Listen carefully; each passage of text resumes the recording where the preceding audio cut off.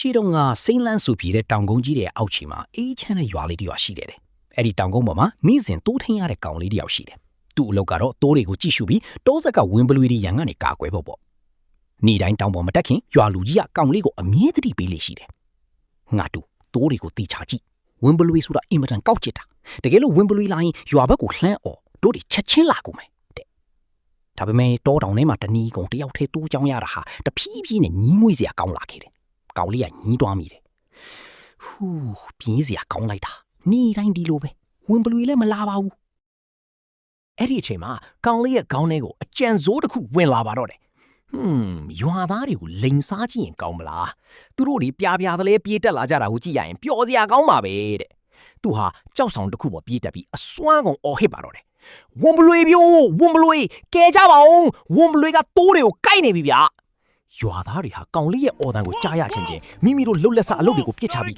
တုတ်တွေဓားတွေကင်ကတောင်ပေါ်ကိုအမောတကောပြေးတက်လာကြပါတော့တယ်။ညကောင်လေးကိုကူညီရမယ်။ဒါပေမဲ့ရွာသားတွေတောင်ပေါ်ရောက်တဲ့အခါဝင်မလွေဝေးတို့ခွေးရတဲ့တော့မကြားရပါဘူး။ကောင်လေးကတော့သူတို့ကိုကြည့်ပြီးရဲလို့မဆုံးနိုင်ပါဘူး။ခမရတို့အကုန်လုံးအလိန်ခံလိုက်ရပြီးကျွန်တော်ပြင်းလို့စတာဗျာ။ရွာသားတွေစိတ်ဆိုးပြီးပြန်ဆင်းသွားကြတယ်။ဒါပေမဲ့နောက်တစ်ပတ်မှာကောင်လေးကထီလိုပဲထပ်ပြီးလိန်ညာအော်ဟစ်ပြန်ပါတယ်။ရွာသားတွေဟာဒုတိယအကြိမ်ဖြစ်တောင်ပေါ်ကိုပြေးတက်လာပြီးမြဲတခါထပ်ပြီးအလိန်ခံလိုက်ရပြန်ပါတယ်။ဒီတခါတော့ရွာသားတွေတကယ်ပဲစိတ်ပြတ်သွားကြပါပြီ။ဒီကောင်လေးကတော့တကယ်ညံနေတာပဲ။ငါတို့ကိုဒီလိုမျိုးခဏလိန်စားရသလား။နောက်ဆိုရင်သူ့အော်တန်ကိုဘယ်တော့မှမယုံတော့ဘူးဆိုပြီးတိုင်ပင်ကပြန်ဆင်းသွားကြပါတော့တယ်။အဲ့ဒီနောက်ရက်အနည်းငယ်အကြာ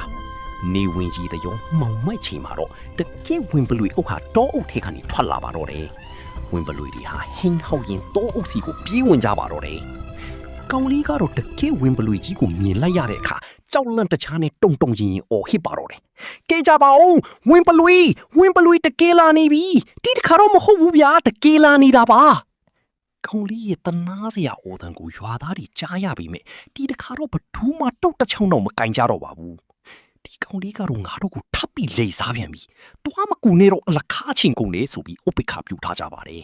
။နောက်ဆုံးမှာတော့ဝင်ပလွေအုပ်ဟာတိုးတွေကိုစိတ်ချိုက်ကြိုက်ဖြတ်စားတော့ကြပါတော့တယ်။ကောင်လေးကတော့ဘာမှမလုပ်နိုင်ပဲကြောက်လန့်နဲ့ကြောက်ဆောင်နောက်မှာပုံနေရပါတယ်။နောက်တနေ့မနက်နေထွက်လာတဲ့အခါကောင်လေးမှာတော့တခေါင်းမှမကြံတော့တဲ့တိုးအုပ်ကိုကြည့်ပြီးနောင်တကြီးစွာနဲ့ငိုကြွေးနေရပါတော့တယ်။သူ့ရဲ့အပျော်အပြက်လိန်ညာမှုဟာနောက်ဆုံးမှာကိုယ့်ရဲ့တန်ဖိုးရှိတဲ့အရာတွေကိုဆုံးရှုံးစေခဲ့ပါတယ်။ဒီပုံပြင်ထေခါလိုပဲကျွန်တော်လက်တွေ့ဖွားမှာလေလိန်လေတတ်သူတယောက်ဒီအမှန်တရားကိုပြောသည့်အခါတွင်ပြီးမိသူမှမယုံကြည်တော့ဘူး။